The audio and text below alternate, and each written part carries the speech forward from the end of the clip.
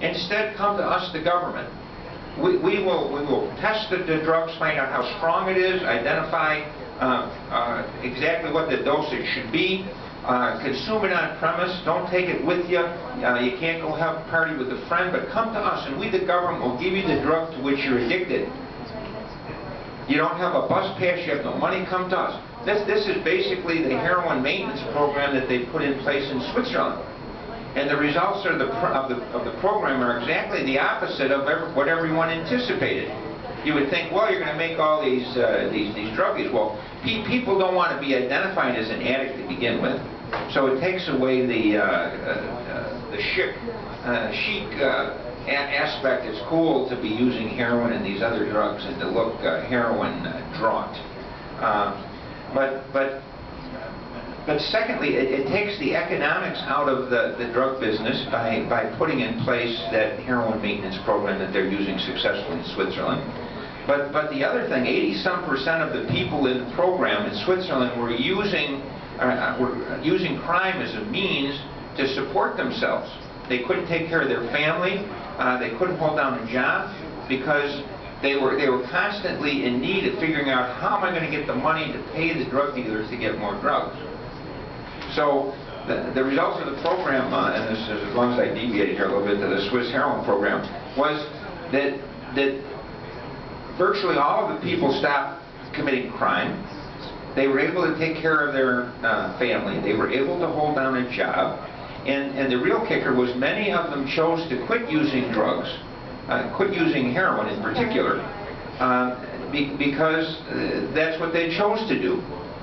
So it's better for the addicts, it's better for the community and crime. It eliminates the risk of AIDS, it takes the profit out of the drug business.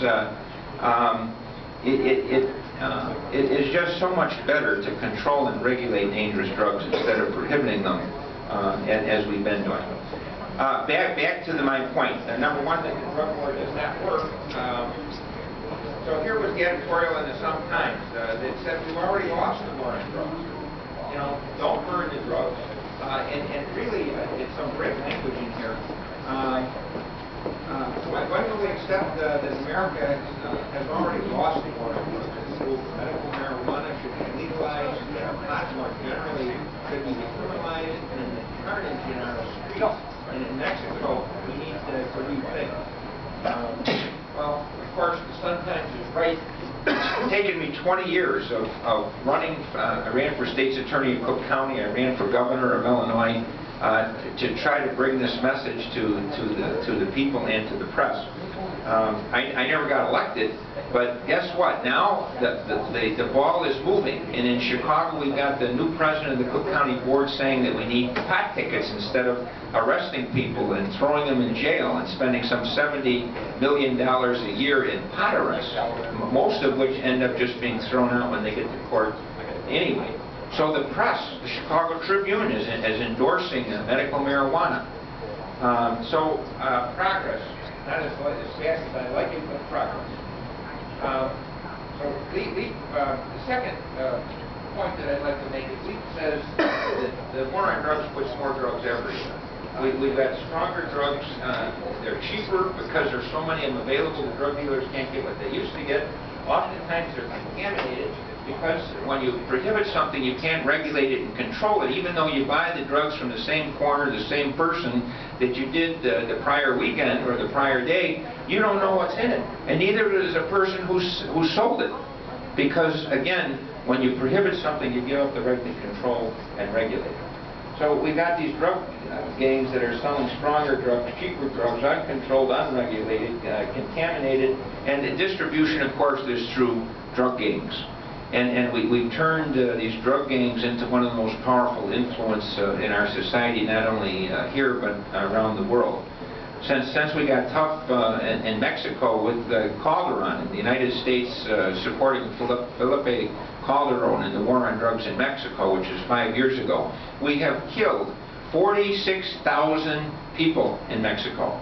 And whereas people wake up in the morning and they find 13 heads that have been decapitated and are rolling around in the streets, and horrible stories where people's face cut off and sewn onto a soccer ball. Monterey, 100 miles south of the border between the United States and Mexico, that is the economic gem of Mexico, producing 6% of the gross national product, that now has some 300 homicides a year because of this crazy war on drugs.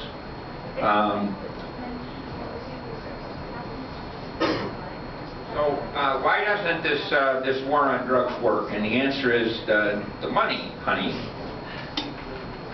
Here's a headline from Chicago Sun-Times, 1992, and the story is great. It had 2 full pages inside, and I know the woman who wrote the series. $7 billion addiction to drug trade in the city of Chicago and the suburbs alone. Billion. Here's a drug dealer that came in from Mexico. He was vacationing in the United States, and they knew the guy's a drug dealer, so they arrest him. They go back to Mexico to see what he's got in his house. They find $207 million in one bedroom, all $100 bills. 2/3 of the room filled. It reminds me of the stories of Scrooge when I was a kid. I'd read the Scrooge comics, and the guy rolling around in all his coins and money. I mean, it's hard to get $207 million under the bed.